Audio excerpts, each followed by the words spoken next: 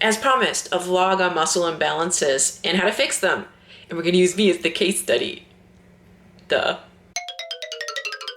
So this all started, well, when I first started walking back in the 70s, I had pigeon toes, and I had them up until, well, this past year. Then I went to dental school and became a dentist, and that caused some very interesting things going on in the left upper trap. Let's call it upper trap syndrome. Because I'm a right-handed dentist and you sit at the 11 o'clock position when you treat patients, you kind of go into this off-kilter position, and the left hand for me was my mirror retracting arm. You use the mirror to retract the patient's tongue, and the tongue is one of the strongest muscles in the body. And trying to get into the patient's mouth, you kind of have to hike up like this. So I was in this position, 8 hours a day for 10 years. So I was constantly using my upper traps, and the correct muscles that I should have been using, the lats, the obliques, and the lower traps, well, they became weak and they just stopped firing. So that's why the upper trap here is so well developed compared to this side. And it's also why I have a lot of muscle atrophy on this part of my back compared to that side. Look at the left side. Notice how hypertrophied the left upper trap is, and look at how much atrophy is in the back musculature on the left. That's because my left upper trap has decided to eat my lats. It decided that it was going to be in charge of everything. And so my lats, my obliques, and my lower traps have been snoozing for years. If I don't fix this, I suspect I will eventually develop neck and shoulder pain on the left. If you do have shoulder pain when you're overhead pressing, maybe it's time to look at what's happening with your lats and your upper trap.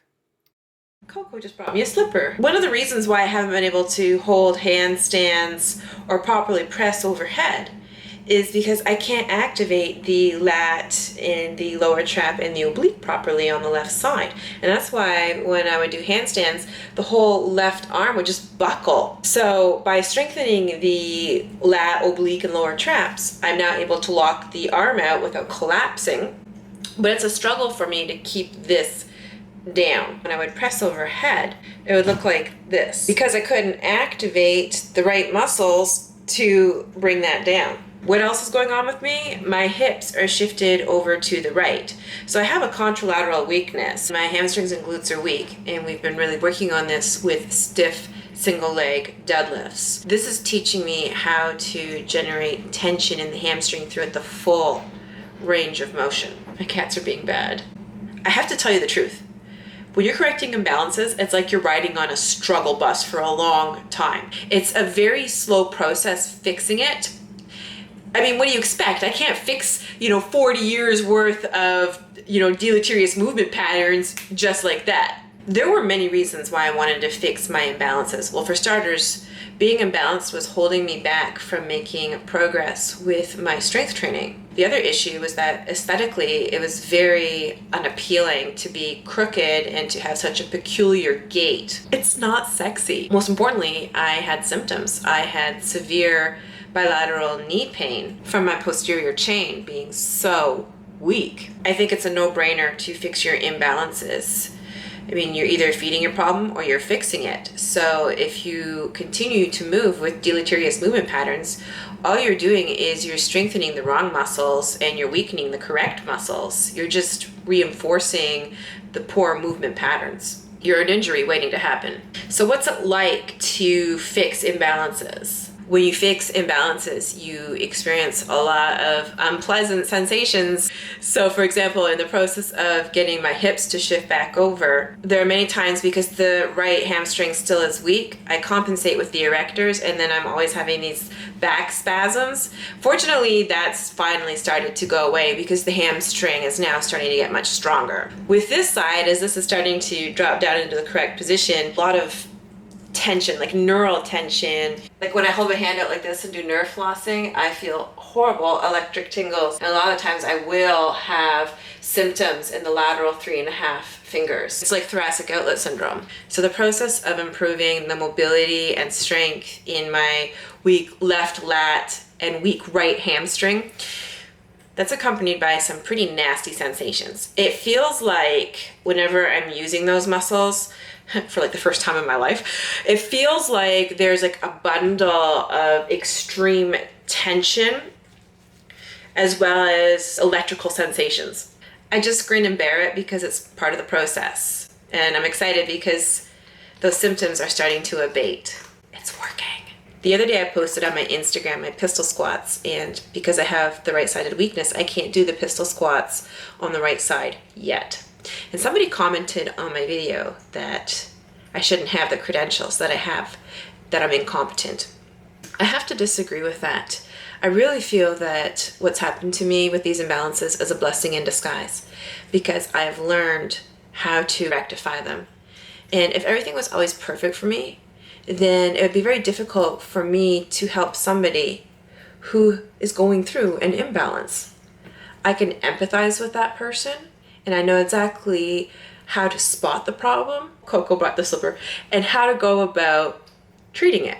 On the topic of my credentials, I have a Bachelor of Science in Physical Therapy and a DMD. I'm a dentist.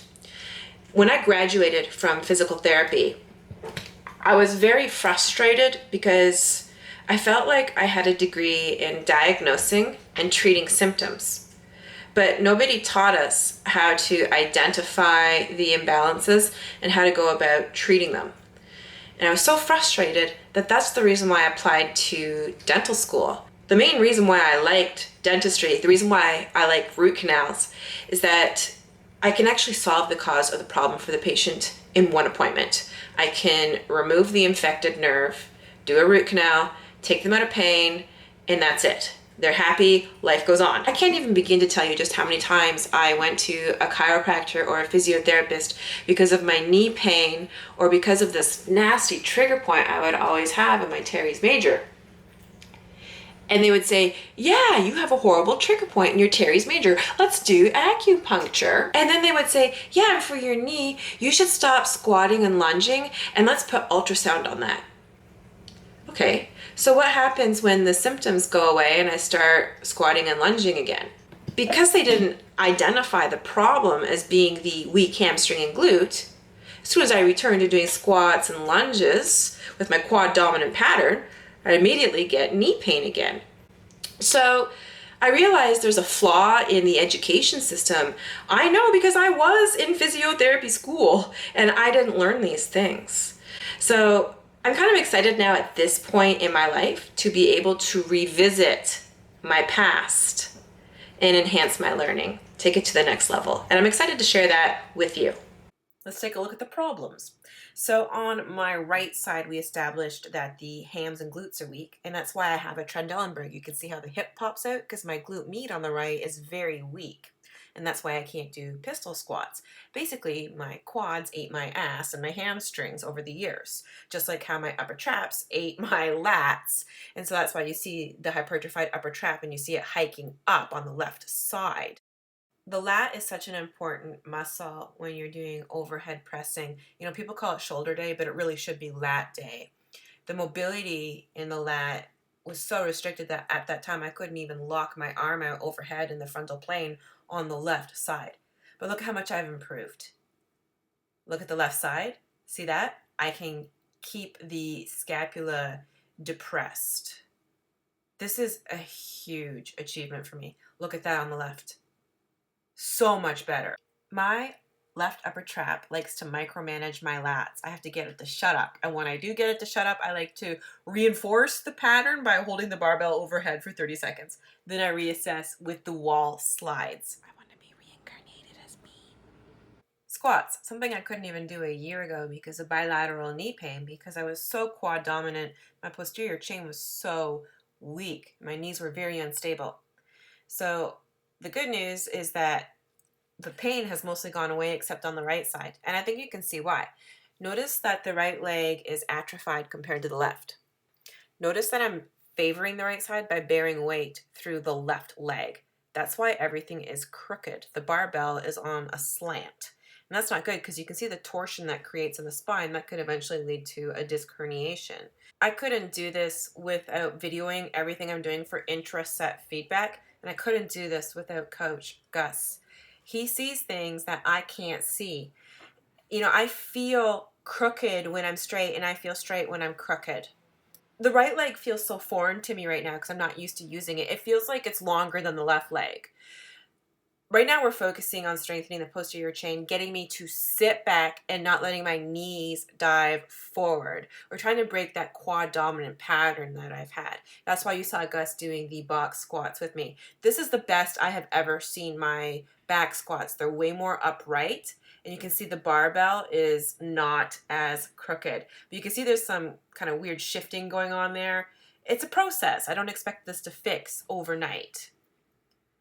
Now let's take a look at the overhead squats, which surprisingly look a lot better. My upper trap isn't hiked up too much, and the barbell is pretty straight. It's not perfect. So the way I was squatting was contributing to the knee pain. Do you see how I am diving forward with the knees? I'm just slamming into them. So I filmed a few good squats where you see me really sitting back, using my hamstrings on the way down. You can see that the knees are not diving forward like they were in the other squats. I have a lot more control here, and when I do it right, I don't have any knee symptoms. This is very interesting, the floor press, because I didn't have good scapular stability on the left. You already know all the problems on the left. You can see that the elbows don't touch the floor at the same time. What's interesting is the improvements I've made. Watch this. Oh yeah, look at that, look at that. My scapular stability is improving so much on the left. That's exciting. Oh yeah, they're touching at the same ones. So let me show you what Coach Gus is working on with me to improve the mobility in my shoulder and hip joints, because that is holding me back. So you saw me doing the triceps openers. Here are the lat openers, and we vary the grip from neutral to supinated. The whole point is that I'm maintaining tension in my lats throughout the entire range of motion. And I know right away if I'm not doing it properly because I get tingles in the lateral 3.5 fingers on my left side. I rely on Coach Gus to give me constant feedback so that I am doing it properly. I do it under supervision with him 3 times a week, and I also do it every single day on my own at home. And the payoff has been phenomenal. Now, here you see me doing the shoulder openers. If you have mobility restrictions, stretching will not help you. I have full passive range of motion in all my joints. I can even do the splits, but I don't have full active range of motion in all of my joints. And that's what we're working on here, is improving my active range of motion. I'm sweating. Good. The left hand a little, it's starting to drop. Oh my lats, oh my lats, oh my lats. There are 2 lower extremity openers I'm working on with Coach Gus. The Jefferson squat that you see here, and this is very challenging for me. I like to do it under his supervision. You can see he's coaching me through the whole thing, and it makes my glutes cramp up very badly, and we do this before we squat. Now for the lower extremity, I like to just begin with a flow. You can see this is kind of like a single leg deadlift. So the inner hamstring opener that we do is, you guessed it, the single leg deadlift. I'll let you listen.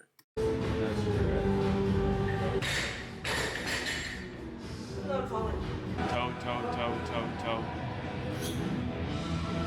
Drive up. It's harder that way, right? And twist your shoulders towards your right knee a little. Yeah, there you go. All through the left leg as you stand. Good. Don't lean into that right hip. That's it. I think that's 3, eh? Yeah. Yeah, that means there's still 7 more. That's right. Don't look at it that way. 7 more practice opportunities. Squeeze your left glute, squeeze your left glute, squeeze your right glute. Drive up. Let's count. 5. So mom is now Coach Gus's client, and so she's doing her homework. She's also doing deadlifts. I'm so proud of her.